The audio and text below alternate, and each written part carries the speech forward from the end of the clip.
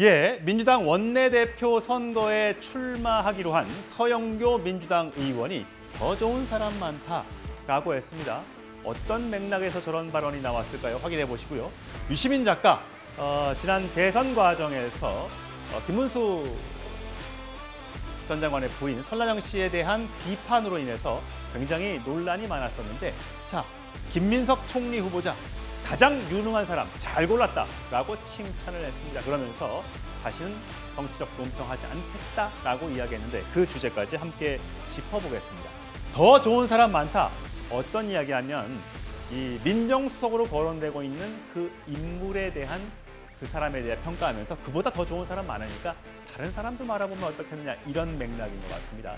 자, 추미애 전 법무부 장관의 이야기부터 확인하시죠. 먼저 변신을 해서 굽신거리고 그 다음에는 자료를 모아서 배신을 합니다. 변신, 배신 이걸 반복을 하기 때문에 검찰개혁 반드시 해야 되고요. 그 검찰개혁을 할 수 있으려면 인사를 굉장히 신중하게 중요한. 평가, 대평이나 이런 걸 잘 보고 절대 누구의 어떤 솔깃하게 집어넣는 그런 정보를 믿으면 안 될 거예요. 예, 지금 민정수석으로 거론되고 있는, 아마 내일쯤 발표하지 않을까 싶은데 거론되는 오광수 변호사는요, 사법연수원 18기 이재명 대통령과 연수원 동기라고 합니다.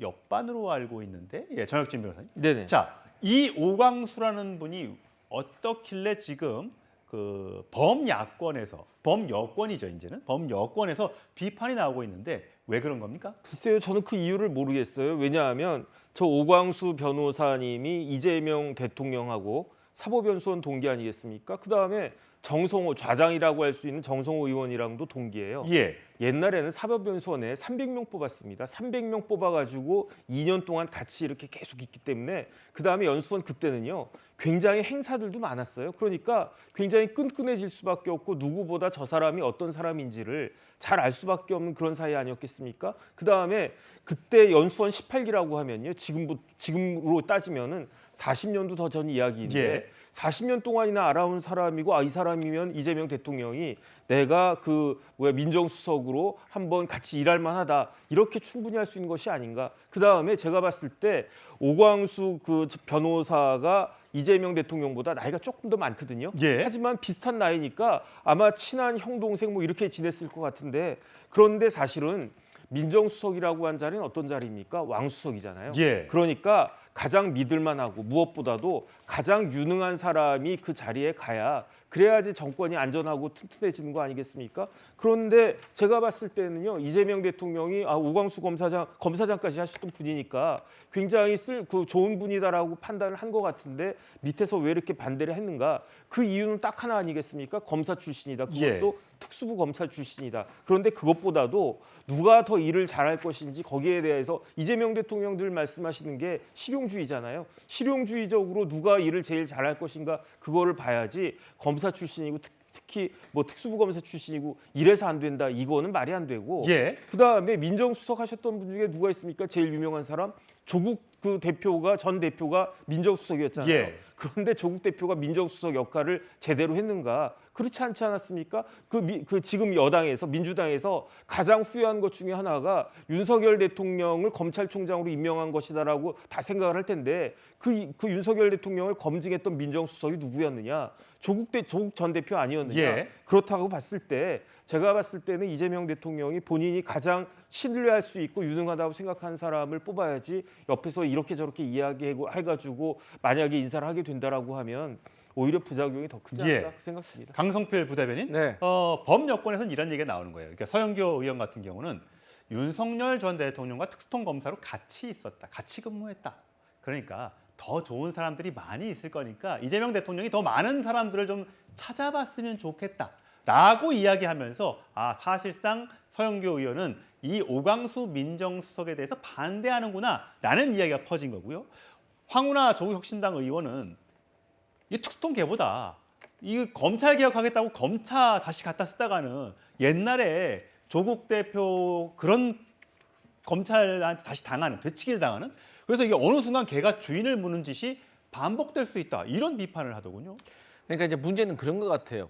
이 정부의 핵심 요직에 검사가 있어서 되냐? 그것도 윤석열 전 대통령과 근무지에서 인연이 있었고 또 특수통 검사이기 때문에 아무래도 팔이 또 안으로 굽는 거 아니냐? 그래서 검찰 개혁 제대로 못하는 거 아니냐? 이런 우려가 있고 또 대통령실 입장에서는 아니 특수통에 대해서 검찰에 대해서 잘 알아야지 검찰 개혁도 또 제대로 하는 것이지 검찰이라는 조직에서 잘 모르는 이해도가 좀 떨어지는 사람이 왔을 때 과연 검찰 개혁을 제대로 할 수 있을까에 대한 의견이 대립할 수도 있는 겁니다. 그렇기 때문에 저는 이 부분에 있어서는 대통령께서 판단하시면 되는 것이고 거기에 대해서는 본인께서 나중에 책임지면 되는 겁니다. 그러니까 오광수 민정수석을 쓰더라도 네. 이재명 대통령이 그만큼 신임하면 네. 거기에 대해서 쓰고 나중에 문제가 생기면 책임을 지면 된다. 그럼요. 이 지도자라는 것이 수많은 고민이 있고 수많은 고민 속에서 결정을 하는 거고 그 결정에 대해서 반대하는 사람이 있으면 설득하는 것이고 예. 설득을 넘어서서 그것을 진행했을 때는 정치적으로 책임지면 되는 겁니다. 그리고 법무부 장관도 아니고 민정수석 그야말로 다 대통령의 비서예요. 예. 그럼 본인이 믿고 허심탄회하게 얘기할 수 있는 사람하고 일을 하는 것이 저는 기본적으로 맞고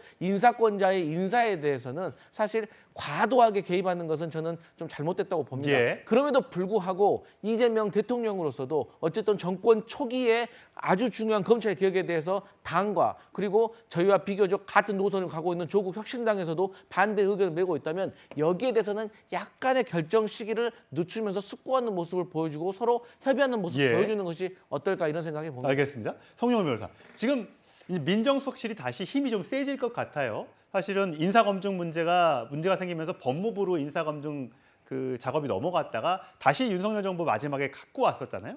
다시 이제 민정 라인에 여러 지금 이제 법조인들이 들어갈 것 같아요. 뭐 이태영 변호사라든지 전치영 변호사라든지 이장형 변호사 다 관련돼 보면 이 이재명 대통령의 변호인 출신들이 지금 전면에 포진된 것을 놓고 이거는 어떤 의미냐라는 해석이 좀 분분한 것 같습니다. 저 인사 스타일이 결국은 이재명 대통령이 민주당 대표 시절과 달라지지 않았다는 것을 보여주는 방증이 아닌가 이런 생각이 듭니다. 물론 아직 공식적으로 임명이 된 것은 아니기 그렇습니다. 때문에 최종 임명이 되는지 봐야겠습니다만은 작년 총선 과정에서도 민주당의 이른바 대장동 변호인이라고 하는 분들이 7분이 공천을 받지 않았습니까? 그러면서 5명이 결국 국회의원 배지를 달았습니다. 이 대장동 변호인이라고 일컬어지는 분들은 이재명 대표 본인의 사건을 변호했거나 이재명 대표 측근들의 사건들을 방어하는 데 일조했던 분들입니다. 그러면은 자 지금 그 물망에 오르고 있는 분들 이태영 변호사 대북송금 사건 변호를 했었죠. 전치영 변호사는 이재명 대통령의 공직선거법 사건 변호인단에 있었습니다. 이장영 변호사는 역시나 대북송금 변호를 했었죠. 이런 분들이 민정비서관, 공직기강비서관,